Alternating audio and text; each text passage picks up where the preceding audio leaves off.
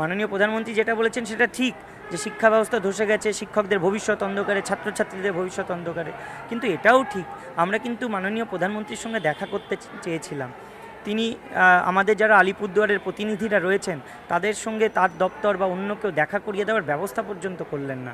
তারা এমনকি এটাও বলা হলো যে বাড়ি থেকে বেরোলে, কোথাও গিয়ে দাঁড়ালে অ্যারেস্ট করা হবে। এটাই আমরা হতাশ। মাননীয় প্রধানমন্ত্রীর কাছে আমরা চাইবো আপনিও অন্তত আমাদের সঙ্গে দেখা করুন, আমাদের কথাগুলো শুনুন। আইন তো আইনের পথে চলবে। কে বক্তব্য রাখলেন সে রাজনৈতিকভাবে রাখছেন না দলীয়ভাবে রাখছেন, নাকি দেশের প্রধান কর্তা হিসাবে, নাকি রাজ্যের প্রধান কর্ত্রী হিসাবে কিভাবে রাখছেন সেটা আমাদের কাছে এখন ম্যাটার করছে না। কারণ আমাদের খুব ছোট্ট চাওয়া, আমরা যে 7 বছর সসম্মানে যে চাকরিটা করেছি সেটাকে শুধু ফেরত পেতে চাইছি। তার জন্য আমরা ওনাদের সাক্ষাৎ চেয়েছি।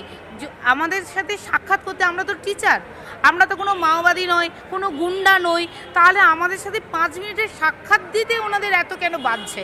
তাহলে যদি সদিচ্ছা থাকে আমাদের বাঁচানোর, তাহলে ওই মাইক্রোফোনে বক্তৃতা না দিয়ে আমাদের সাথে দেখা করুন যে কী উপায় আমাদেরকে বাঁচাতে চাইছেন।